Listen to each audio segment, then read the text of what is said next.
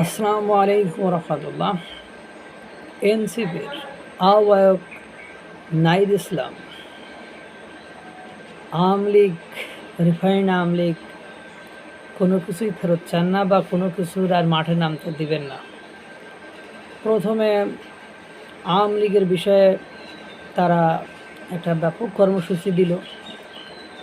সেই কর্মসূচি ছিল ছুটির দিন শুক্রবার জুম্মার শেষে বাংলাদেশের জাতীয় মসজিদ বাইতুল মোকাররমের দক্ষিণ পাশে সেখানে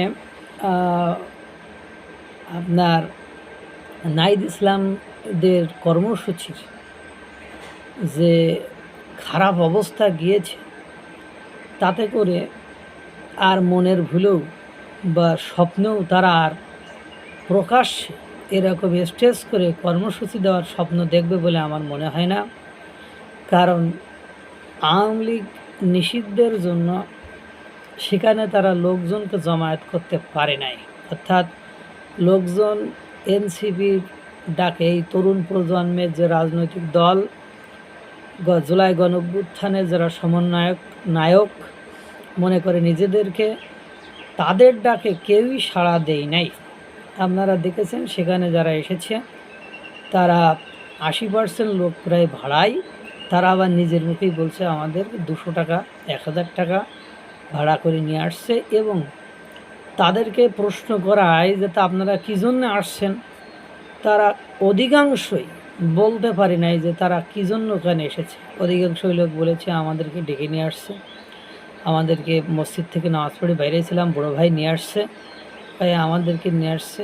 একজন এসে তো শেখ হাসিনার প্রশংসা করেই বসে থাকলো যে আগে এরকম চুরি বাটপারে ছিনতাই ডাকাতি ছিল না, এখন আরও চুরি বাটপারে ছিনতাই ডাকাতি বেড়ে গেছে। একজন খালেদা জিয়ার প্রশংসা করে। এ হলো অবস্থা। অর্থাৎ এনসিপির সমাবেশ করার আশা একেবারে মাঠে মরে গিয়েছে। এখন নতুন কৌশল শুরু হয়েছে। সেই কৌশলের নাম হলো গণমাধ্যম কৌশল, অর্থাৎ গণমাধ্যমের সাক্ষাৎকার দিয়ে জনগণকে বোঝানোর আপ্রাণ চেষ্টা। কিন্তু তারা এই 9 মাসে বাংলাদেশের যে পরিবেশ পরিস্থিতি, যে তাদের যে পরিচয় বা তাদের যে কর্মকাণ্ডের নজির রেখেছে, তাতে করে জনগণ তাদের প্রতি পুরো আশাভঙ্গ হয়েছে। জনগণ তাদের প্রতি আশা রাখতে পারে নাই, এবং যারা কেবল এই এনসিপির দলের আত্মীয় স্বজন, ওরা ছাড়া যে এর পেছনে বা ওদেরও আত্মীয় স্বজন যারা, তারাও যাচ্ছে না। কারণ তারা বুঝে গিয়েছে এনসিপির যে রাজনৈতিক দল, ভিপি নুরের রাজনৈতিক দল থেকে উৎপত্তি।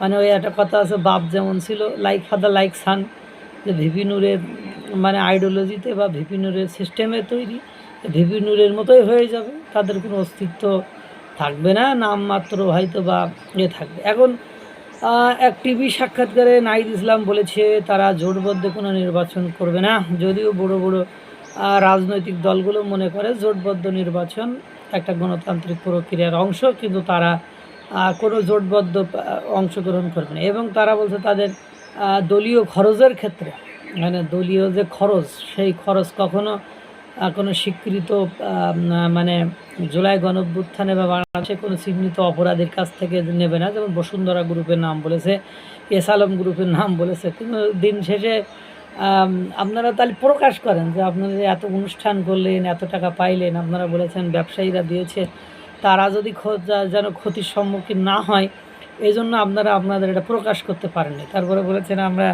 আওয়ামী লীগ, সেটা আওয়ামী লীগ হোক, রিফাইন্ড আওয়ামী লীগ হোক, তাদেরকে ফেরত আসতে দেবো না, ফেরত কোনোভাবে আসতে দিবে না তারা। এখন এ হলো মানে মোটামুটি আপনারা বুঝছেন, মাঠের খেলায় পরাস্ত হয়ে এখন গণমাধ্যমের খেলায় নেমেছে। কিছুদিন পরে এখন গণমাধ্যম বলে ফেসবুক, সংবাদ মাধ্যমগুলোর খেলায় নেমেছে। কিছুদিন পরে দেখবেন এই খেলাও বন্ধ হয়ে গিয়েছে। অর্থাৎ ওই যে মর্নিং শোস দ্য ডে, যে দিনের শুরুর সকালের সূর্য দেখলে বোঝা যায় যে দিনটা বা বাকি দিনটা কেমন যাবে। সুতরাং দেখতে থাকেন, বুঝতে থাকেন, আমরাও দেখতে থাকি, বুঝতে থাকি। তাদের এই চাওয়াটার মানে স্বপ্নভঙ্গ আমরাও সেটা দেখতে থাকি, কারণ